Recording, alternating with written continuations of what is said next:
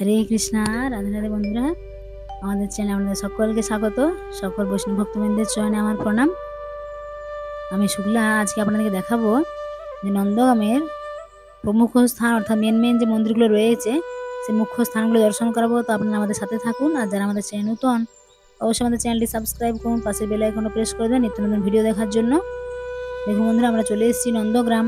তো আপনাদেরকে দর্শন করাবো যে নন্দরাজার বাড়ি।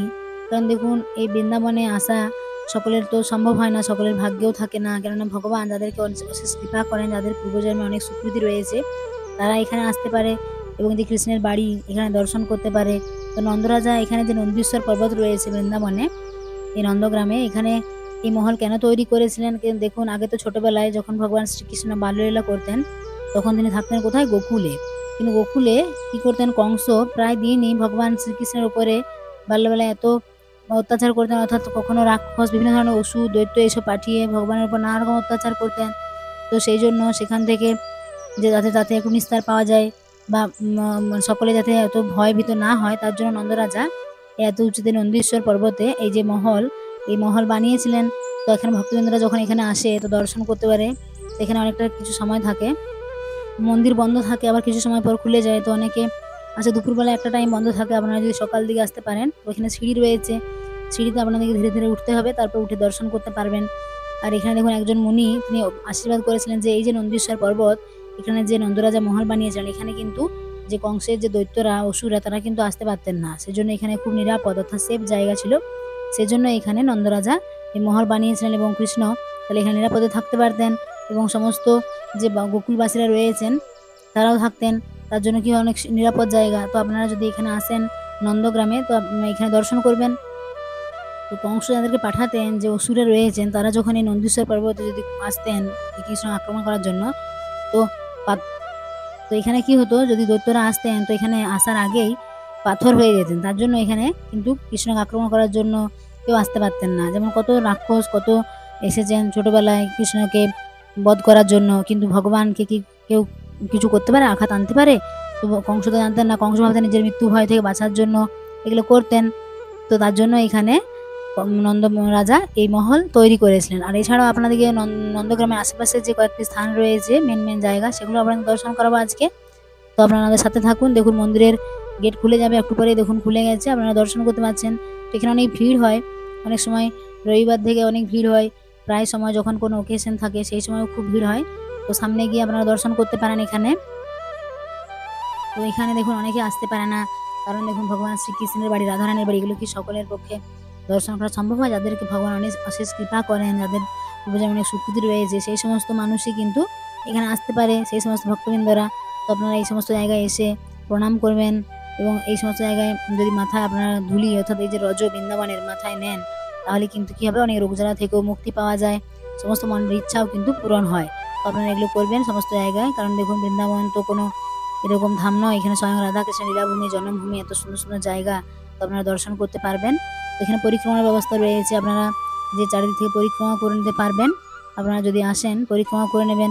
এছাড়া এখানে রয়েছে যে কালকুঠুরি, অর্থাৎ যেখানে যশোদা মা রান্না করতেন। এছাড়া এখানে রয়েছে যশোদা মায়ের কিচেন, অর্থাৎ যে রান্নাঘর, মা যশোদা যেখানে রান্না করতেন, আপনারা সেই স্থানে দর্শন করতে পারবেন। এছাড়া যদি দুপুরবেলা আপনারা কেউ আসেন, এখানে কিন্তু মধ্যাহ্ন প্রসাদেরও ব্যবস্থা রয়েছে। আপনারা যদি কুপন কেটে নেন, কুপনের ব্যবস্থা রয়েছে, তাহলে কিন্তু দুপুরে প্রসাদ আপনারা পেতে পারবেন এখান থেকে, এই নন্দগ্রাম থেকে।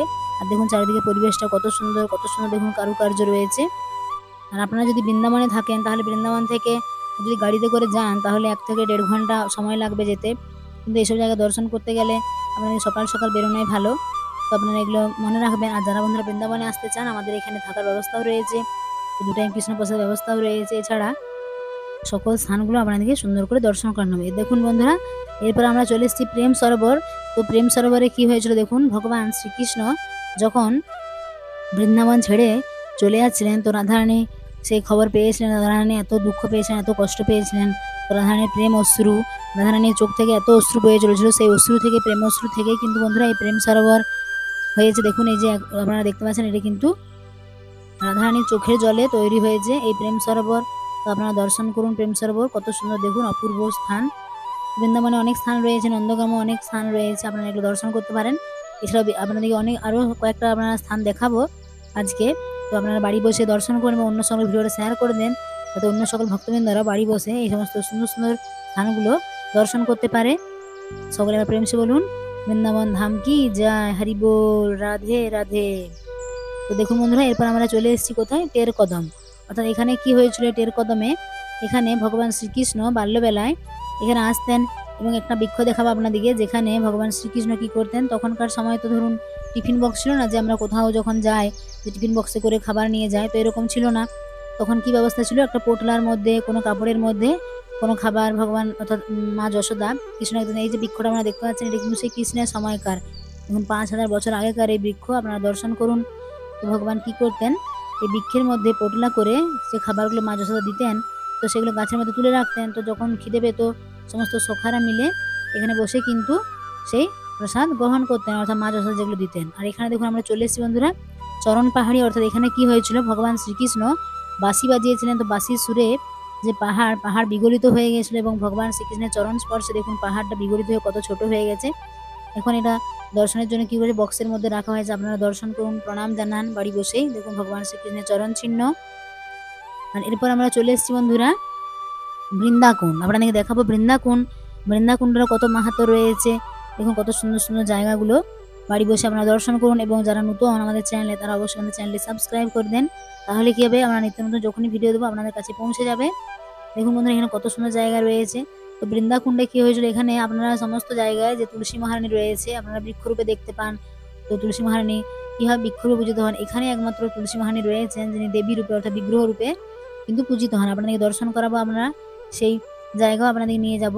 আর এখানে রয়েছে একটা বৃক্ষ রয়েছে, সেখানে কি হতো না, তুলসী মহারানী এই যে ভগবান শ্রীকৃষ্ণ প্রতিদিন এত লীলা করতেন, কোন জায়গায় যাবেন কোথায় যাবেন না, কি করবেন না করবেন সমস্ত কিন্তু এই যে বৃক্ষটা আপনারা দেখতে পাচ্ছেন, এখানে একটা তোতা ছিল এবং সেই তোতা, আগেকার সময় তো মোবাইল ছিল না যে মোবাইলের মাধ্যমে খবর দেওয়া হবে যে আজকে কোন জায়গায় যাওয়া হবে কি করা হবে, তো সমস্ত সখারা এটা করতেন, মানে বৃন্দা দেবী আলোচনা করতেন। তো এখানে দেখুন বন্ধুরা আপনারা দর্শন করে নেন তুলসী মহারানীকে আগে, বৃন্দা দেবীকে। তো সকলে একবার বলুন ওং বৃন্দায় তুলসী দেব বই প্রিয়ায় কেশবস্য বিষ্ণু ভক্ত বয় দেবী সত্যবর্তী নম নম। জয় বৃন্দা দেবী কি জয়, তুলসী মহারানী কি জয়। তো বন্ধুরা এখানে কি হয়েছিল, দেখুন বৃন্দা দেবী প্রতিদিন কিন্তু তিনি যে কোন জায়গায় যাবেন ভগবান শ্রীকৃষ্ণ, কোথায় যাবেন না, সেই সময় সিদ্ধান্তগুলো তিনি নিতেন এবং সেই খবরটা কি করে পৌঁছাবে। যেমন বন্ধুরা এখন দেখুন কোনো অফিসে যেমন কোনো আলোচনা হয় সিদ্ধান্ত হয়, তেমনি সমস্ত বৃন্দাবনের মধ্যে যে 84 কোষ রয়েছে, ভগবান শ্রীকৃষ্ণ এত জায়গায় লীলা করেছেন, সেই সমস্ত কিন্তু লীলাগুলো কবে কি লীলা হবে না হবে এখানে কিন্তু সেই সমস্ত আলোচনাগুলো করা হতো। তুলসী মহারানী সেগুলো নিতেন সিদ্ধান্ত এবং কি করে পৌঁছাবে ভগবানের কাছে বা সখাদের কাছে। তো কি করে পৌঁছাতে, একটা তোতা ছিল, তোতা আপনারা এখানে দর্শন করতে পারেন। তো সেই তোতা কিন্তু খবরগুলো দিতেন। এই দেখুন আপনারা দর্শন করেন বৃন্দাকুণ্ড। তো সকালের প্রেম সে বলুন জয় বৃন্দাকুণ্ড কি জয়, হরি বল, রাধে রাধে। তো সেই তোতা কিন্তু যে ভগবান শ্রীকৃষ্ণের কাছে সখাদের কাছে সেই খবরগুলো পৌঁছাতেন যে, আর আপনারা যদি এই স্থানে আসেন তো আপনাদের সেই তোতার কিন্তু দর্শনও হবে। দেখুন কত দুর্লভ দর্শন, এই সমস্ত জায়গা এগুলো আসলে কত তখন একটা মনের মধ্যে এখানে শরীরের মধ্যে যেন কেমন একটা অনুভূতি হয়, এইসব জায়গা দর্শন করে আপনার বাড়ি বসে দর্শন করুন, কত সুন্দর পরিবেশ। আর এই দেখুন বন্ধুরা আমরা চলে এসেছি এখন, এটা হচ্ছে পাবন সরোবর। তো পাবন সরোবরে কি হয়েছিল, নন্দরাজা প্রতিদিন কিন্তু এখানে স্নান করতে আসতেন। আর দেখুন মা গঙ্গা, তো গঙ্গায় প্রতিদিন এত হাজারো ভক্ত স্নান করে, তো গঙ্গা তো অনেকে বলবে তাহলে কি গঙ্গায় পাপ হয়ে যাবে, এত পাপ কোথায় যাবে। তো মা গঙ্গাও কিন্তু বছরে একটা সময় এই পাবন সরোবরে এসে স্নান করেন পাপ ধৌত করার জন্য। এছাড়া সাধু মহাত্মারা যখনই স্নান করেন তখন তারা কি করে, সেই সমস্ত মা গঙ্গাও আরো পবিত্র হয়ে যান। তো যারা আমাদের চ্যানেল নতুন অবশ্যই চ্যানেলটি সাবস্ক্রাইব করবেন, সকলে প্রেম সে বলুন হরি বল, রাধে রাধে।